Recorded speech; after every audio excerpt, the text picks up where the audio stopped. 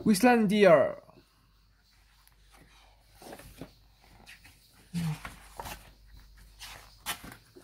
Of course he's miserable, mourned Weasley's mother. He sticks out like a nose, snapped his father. Listening through the heating vent, Weasley knew they were right. He was an outcast from the civilization around him. He alone in his town disliked pizza and fizzy drinks, alarming his mother and the school nurse. He found football stupid. He refused to shave half his head, the hairstyle worn by all the other boys, despite his father's bribe of extra pocket money. Passing through his neighborhood's two styles of housing, garage on the left and garage on the right, Weasley alone dreamed of more exciting forms of shelter. He had no friends, but plenty of tormentors. Fleeing then was the only sport he was good at. Every afternoon his mother asked him what he'd learned at school that day. The seeds are carried great distances by the wind, he answered on Wednesday. That teach. So civilization.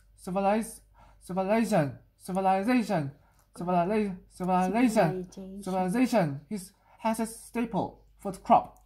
He answered on Thursday. The schools of and I should find a good summer project. He answered on Friday. As always. His father mumbled, "I'm sure you'll use that knowledge often." Suddenly, Weasley's thoughts shot sparks. His eyes blazed. His father was right.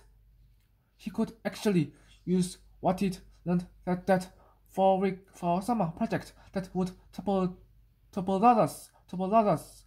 He would grow his own staple food crop and found his own civilization.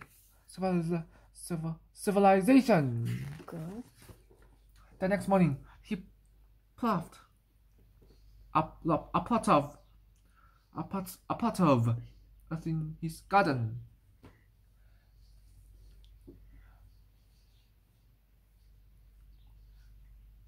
The night, a wind blew in from the west. It raced through the trees and set his curtains snapping. Weasley lay awake, listening. His land was being planted.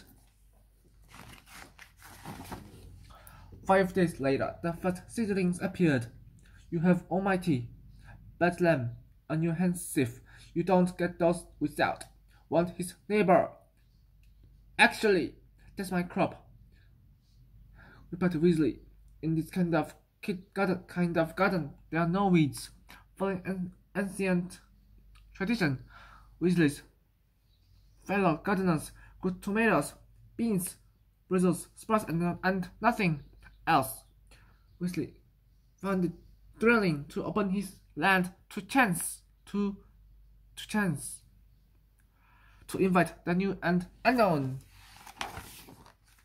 The plants shot up past his knees. Then his waist. They seemed to be all of the same sort. Weasley couldn't find them in any plant book. "Are those tomatoes, beans, or Brussels sprouts?" asked Weasley's neighbor. None of the above," replied Weasley. Fruit appeared, yellow at first, then blushing to magenta. Weasley picked one and sliced through the rind to the juicy purple century.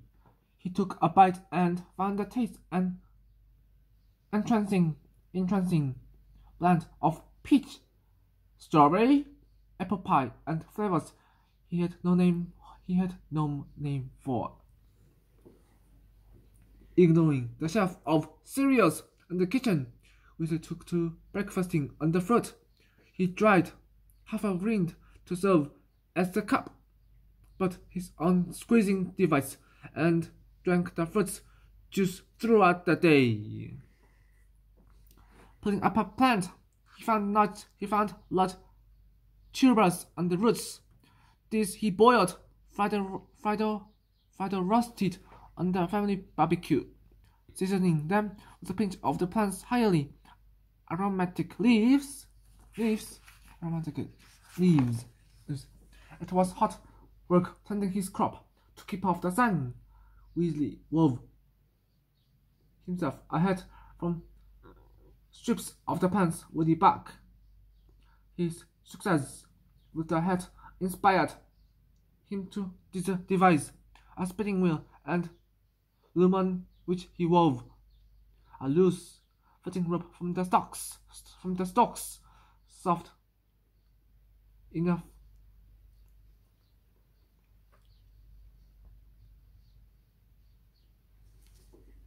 fibers.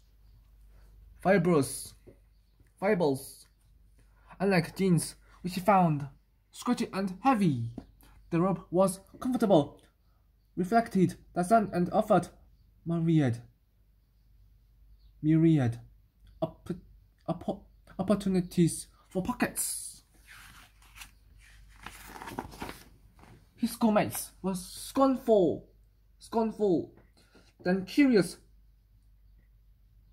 Grudgingly, Weasley allowed them 10 minutes apiece at his motel,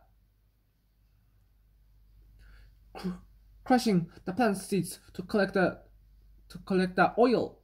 This oil had a tangy scent and served him both as suntan lotion and mosquito repellent. He rubbed it on his face each morning and sold small amounts at steep prices to his former tormentors. "What happened to your watch?" asked his mother one day. Weasley admitted that he no longer wore it.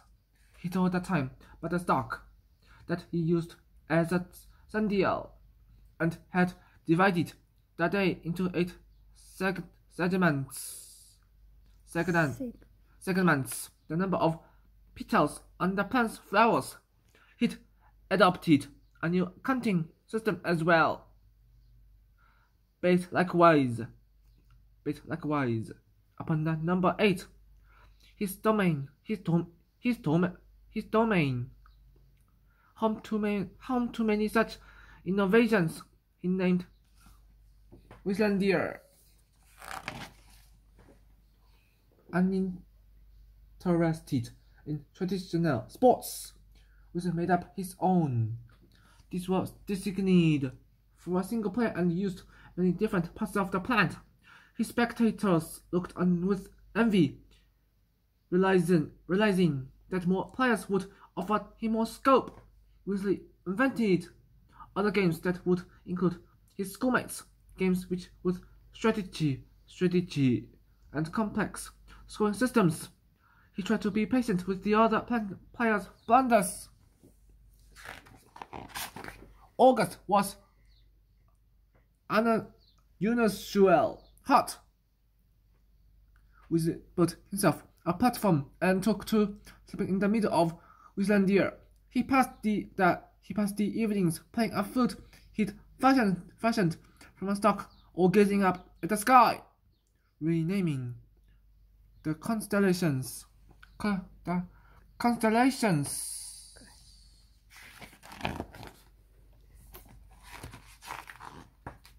His parents noticed Weasley's improved morale. It's the first time in years he's looked happy.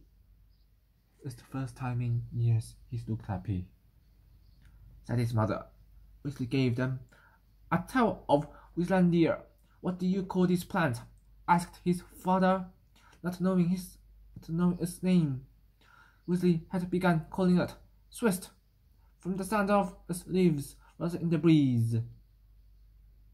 In the same way, he made up names for his new fabrics, games and foods, until he'd created an entire language. Mixing the pants oil with soot. Weasley made a passable ink as the final to his summer project.